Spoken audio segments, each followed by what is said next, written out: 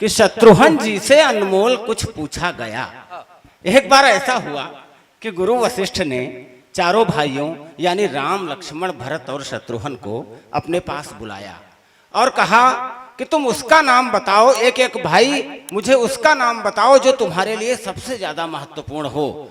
चारों भाइयों ने क्या जवाब दिए होंगे, मैंने एक एक पंक्ति में एक एक भाई का जवाब लिखा है, आप तक पहुंचाता हूं, सुनिएगा।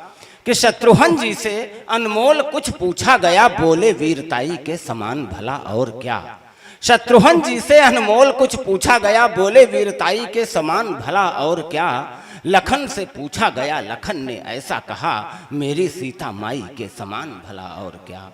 शत्रुघ्न जी से अनमोल कुछ पूछा गया, बोले वीरताई के समान भला और क्या। लखन से पूछा गया, लखन ने ऐसा कहा, मेरी सीता माई के समान भला और क्या। राम जी से पूछा गया, राम मुस्काए बोले, जग की भलाई के समान भला और क्या।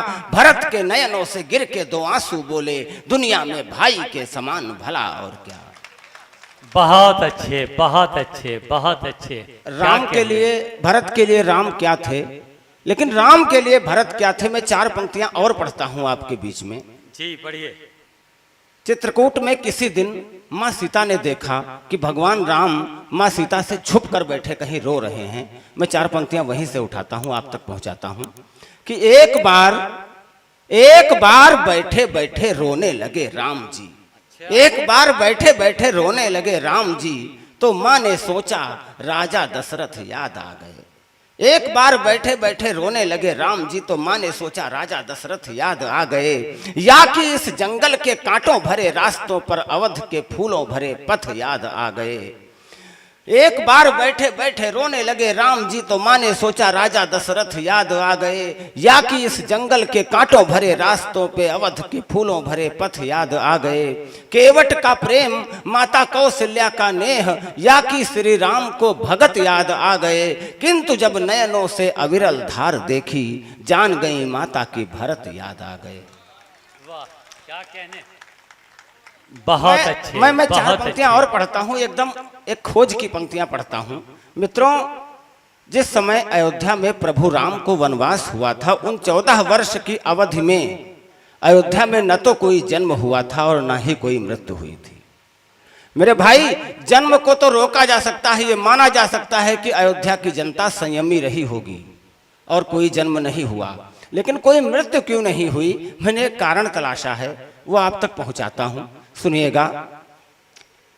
कि राम ने जो छोड़ी राजधानी है वीरानी ऐसी, धरती को कोई यहां धानी करता नहीं। राम ने जो छोड़ी राजधानी है वीरानी ऐसी, धरती को कोई यहां धानी करता नहीं। आता नहीं मलय समीर भी अवध और बादल भी सरजू से पानी भरता नहीं। आता नहीं मलय समीर भी अवध और बादल भी सरजू से पानी भरता नहीं।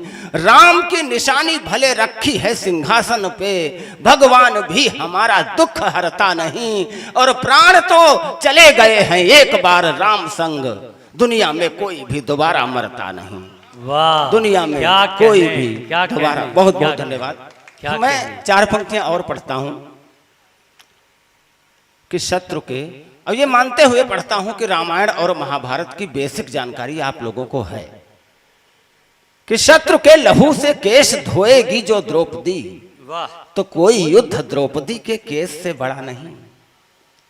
शत्रु के लहू से केश धोएगी जो द्रौपदी, तो कोई युद्ध द्रौपदी के केस से बड़ा नहीं। लंका में जो बंदी हुई रघुकुल अस्मिता, तो कोई लक्ष्य लंका में प्रवेश से बड़ा नहीं।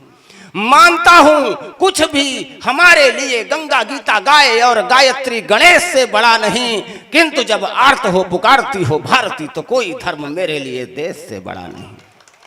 बहुत अच्छे, बहुत अच्छे।